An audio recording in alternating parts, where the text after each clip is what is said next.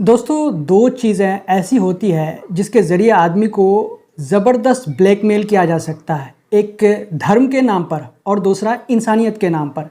धर्म के नाम पर लोगों को इस तरह से इमोशनल किया जा सकता है, इस तरह से ब्लैकमेल किया जा सकता है, इस तरह से उसे बरगलाया जा सकता है कि इंसान अपनी धर्म की भावना में आकर के वो अपना सब कुछ लुटाने को तैयार हो जाता है, सारा चीज़ अपना कुर्बान करने को तैयार हो जाता है। तो वहीं पे दूसरी तरफ इंसानियत के नाम पे इंसान किसी का भी मदद करने के लिए तैयार हो जाता है, चाहे वो शख्स किसी भी धर्म से ताल्लुक़ रखता हो।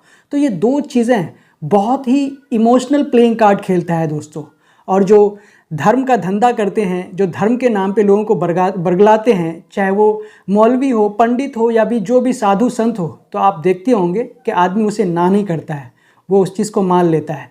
तो आज अभी जो हम आपके सामने एक वायरल खबर को लेकर के आए हैं, वो इंसानियत के नाम पे लेके आए हैं। जैसा कि दोस्तों आपको पता है कि सोशल मीडिया में कई तरह की खबरें सामने निकल के आती है और सोशल मीडिया को आप अच्छे वे में भी यूज़ कर सकते हैं तो बुरे वे में भी यूज़ कर सकते हैं। आप अपने फ़ायदे के लिए भी यूज़ कर सकते हैं तो किसी का जान बचाने के लिए भी यूज़ कर सकते हैं। तो आजकल लोग सोशल मीडिया को इंसानियत के नाम पे भी बहुत ज़्यादा यूज़ करते हैं, यानी सोशल वर्क के नाम पे बहुत ज़्यादा यूज़ करते हैं। तो एक शख्स है जिनकी उम्र 29 साल है।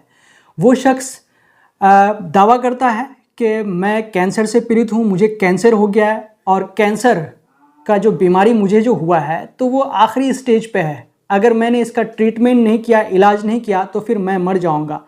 तो अपने कैंसर के बीमारी को लेकर के वो सोशल मीडिया पे पोस्ट करता है और उस पोस्ट में वो कहता है कि इस बीमारी का इलाज के लिए मुझे 9 लाख युआन यानी कि 1.5 करोड़ रुपये, इंडियन रुपीज़ में अगर उस रुपये को कन्वर्ट करें तो 1.5 करोड़ रुपये मुझे चाहिए।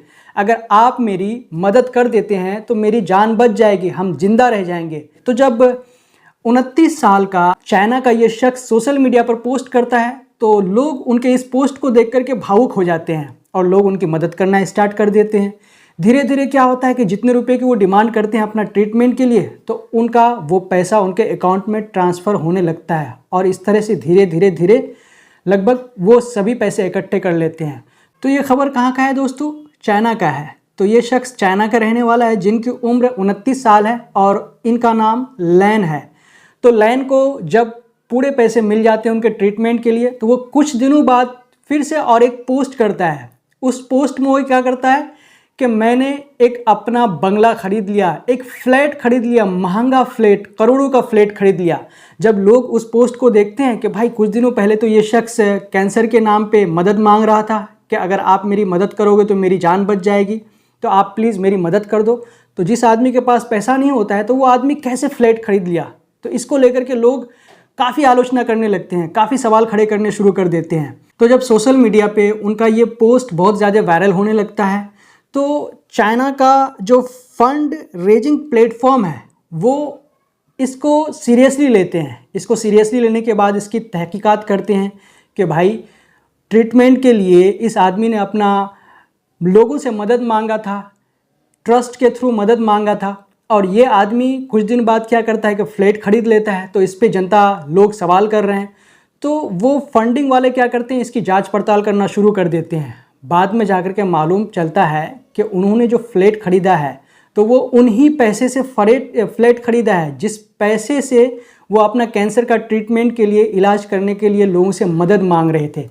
उसके बाद फिर क्या होता है कि उसके ऊपर एक्शन लिया जाता है और फिर ये भी मालूम चलता है कि लोगों से जो सोशल मीडिया पे वो भावुक अपील कर रहे थे, इमोशनली अपील कर रहे थे कि कैंसर के लिए आप मुझे पैसे दे दें, आप मेरी मदद करें, तो उससे पहले उसने फंडिंग कंपनी से 7 लाख युआन यानी लगभग 81 लाख कुछ रुपये वो फंडिंग से ले लिए थे ट्रीटमेंट के लिए।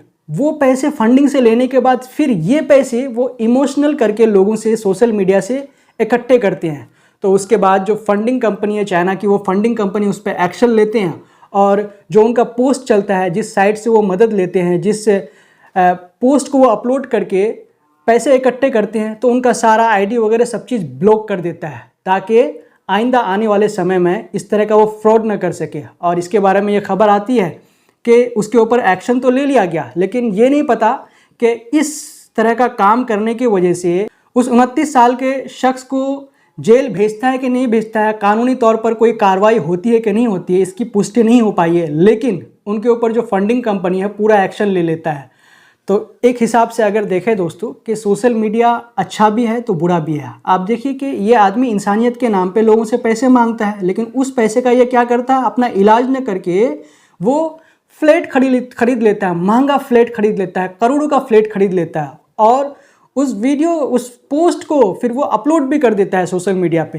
तो एक तरह से जिन आदमी को सच में ज़रूरत होती है तो ऐसे ही तत्व के वजह से, ऐसे ही लोगों के वजह से फिर लोग उनकी मदद नहीं कर पाते हैं। क्योंकि जिस तरह से ये पोस्ट फिर वायरल हुआ तो लोगों के जहन में आया ना कि भाई ये शख्स कैंसर के नाम पे पैसे मांग रहा था, लेकिन उसने उस पैसे का लेकर के पूरा मौज किया, अपना फ्लैट खरीद लिया। तो लोगों के जहन में फिर एक नेगेटिविटी सेट हो जाती है। हालांकि ये खबर इंडिया की नहीं है, ये खबर कहाँ की है, चीन की है, चाइना की है। तो इंडिया से भी आप कई सारे इस तरह के खबर सामने निकल के आते हैं जहाँ पे बाबा, मौलवी, मुल्ले जितने भी होते हैं जो धर्म के नाम पर किसी का इलाज करते हैं तो किसी से लंबे पैसे ऐंठ लेते हैं, किसी से ज़्यादा पैसे ऐंठ लेते हैं। इस तरह की खबर आपने सुनी होगी।